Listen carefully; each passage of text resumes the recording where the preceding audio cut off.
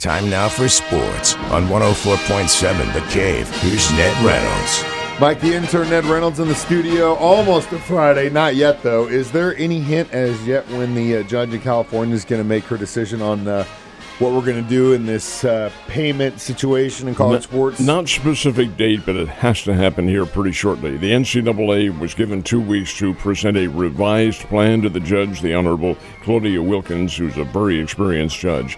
And that plan was presented yesterday. So she's looking it over. This has to do with roster sizes. Now, why is roster sizes so important? Well, because the people who object to that say, hey, there are a number of young men and women who are recruited who aren't going to have a place to play now because they don't fit that roster size. The judge said, you're right. That is unfair. Come up with a new plan. So the new plan has been presented. She'll look it over. There are still some objections to it. But it has to be within the next, either today, a few days, or maybe next week. But this plan has to be resolved one way or the other. Yeah, because they've got to start planning for next season. How do you feel about it? I mean, I can see both sides of the argument in this one. Athletes should be paid.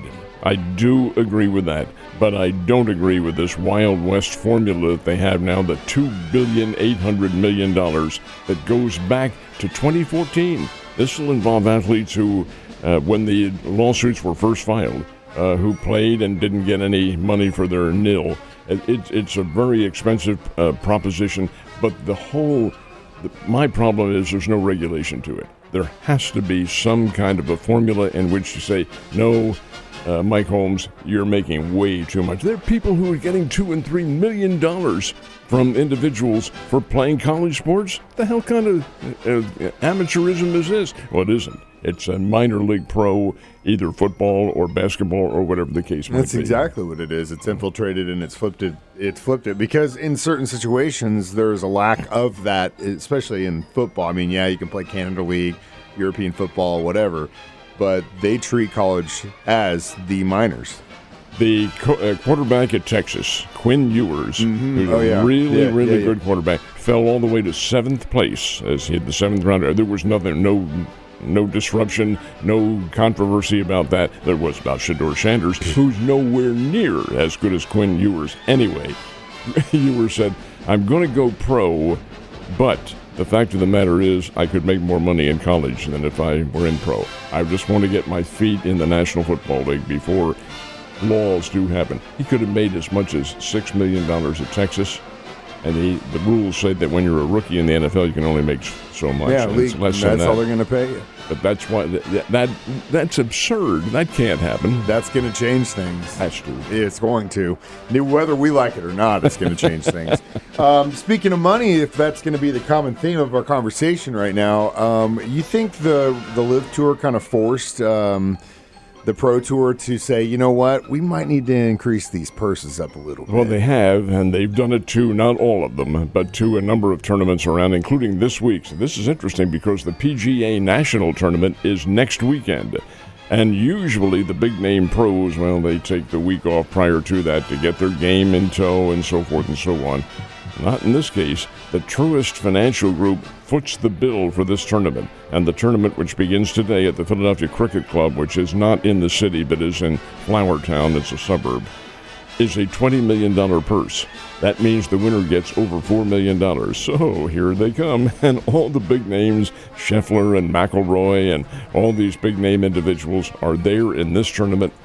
And it's a good chance for them to really get warmed up for Quail Hollow next week and the PGA National, which is also in the $20 million. There's a lot of money on that golf tour. It's really phenomenal.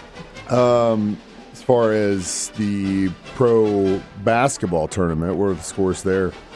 Unbelievable. I know, man. It's been a pretty wild turn. Like I said, I don't follow that much during the regular season, a little bit here and there, but once the playoff starts, I start watching it, and it's been damn exciting. The Boston Celtics are one of the best teams in the NBA, and they have lost their first 2 home games in the same manner. Don't tell my friend Ebbs. He's going to start crying right now. Behind by 20 points. New York Knicks have caught Boston at the wire and beaten them both times. Last night it was 91-90, and the Celtics are up by 20 points at one time. This is absolutely stunning, and the individual who perpetrated this comeback is a guy named Mikal Bridges. He's a star player at Villanova. scored 14 points in the game, Mike, and all 14 were in the fourth period. Then the Celtics had a chance. 5 seconds to go, they had the ball. You give it to your star player, Jason Tatum, goes for the shot, and it gets blocked by whom else?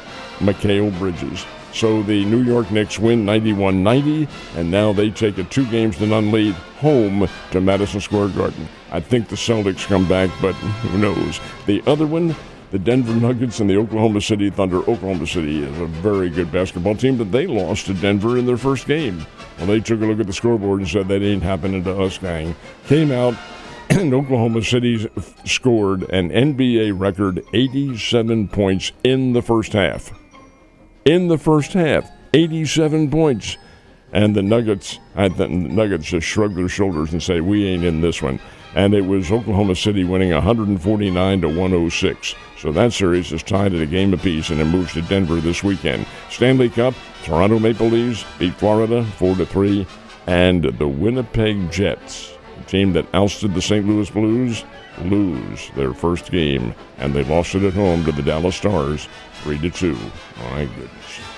If you asked the St. Louis Cardinals what the difference has been in the last few games, they'd probably tell you they were listening to us and it'd be consistency. If you asked our general manager, Brian Tyndall, he'd probably tell you it was him and his boy, Drew, who just went up and watched these last 2 games, and, of course, the St. Louis Cardinals won, so it looks like they're the lucky charm. Well, the fact that these last 3 games have been against one of the weakest teams in all the world really helps out. But in all fairness, the Cardinals took a doubleheader from the New York Mets on Sunday, and their Mets are pretty good. Anyway, the Cardinals are now 500 on the year. Blanked the Pittsburgh Pirates 5-0 yesterday afternoon. St. Louis is 19 wins, 19 losses. Sonny Gray, absolutely outstanding, as you knew he would be. 7 innings, gave up 2 hits, 8 strikeouts.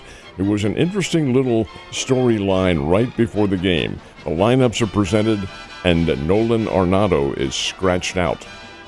What is this? Right before the start of the game, the rumors in the press box are reported to have started. The trade's in the works now. That's a trade. Well, one of the reporters went to the source and said, what is it? Has back spasms. That's all it was, back spasms. And since the Cardinals are off today and headed to Washington, D.C. for the weekend, just give them a rest and see what happens. So that's all it was. No deal forthcoming yet, but who knows what might happen a little bit later on. We'll have to wait and see, but Kansas City Royals also been facing off with some weak hombres, if you will, but definitely making the most of that, which is great. If the Pittsburgh Pirates are the weakest team in the world, the Chicago White Sox are 1A. Boy, they're pathetic. Kansas City beats them 2-1. All 2 runs for Kansas City off the bat of one person, whom else? Bobby Witt Jr., 2-run homer in the 5th. And then Michael Wacha on the hill really held the White Sox the rest of the way. 2-1, Kansas City gets the win. Those teams play again this afternoon up at Kauffman Stadium in Kansas City. Now, the Springfield Cardinals were back in action after a rainout down in Little Rock. They didn't have any rain there last night. Kind of Springfield Cardinals hoped they would, but didn't. Cardinals had a 1-0 lead going into the 9th inning. Arkansas wins the game 2-1 with 2 runs in the last of the 9th inning. Sean Henderson pitched very well for the Springfield Cardinals. He wasn't involved in the decision, but boy, losses like that's just no fun at all. Definitely not fun, Ned. But at the same time, can't win them all. Drury Baseball is in their own conference tournament right now. What's going on with that? It's over in Marion, Illinois, is where they're playing the Great Lakes Valley Conference Tournament. Drury played Indianapolis University yesterday in the opening game, 11 innings, and Indianapolis won it 9-8.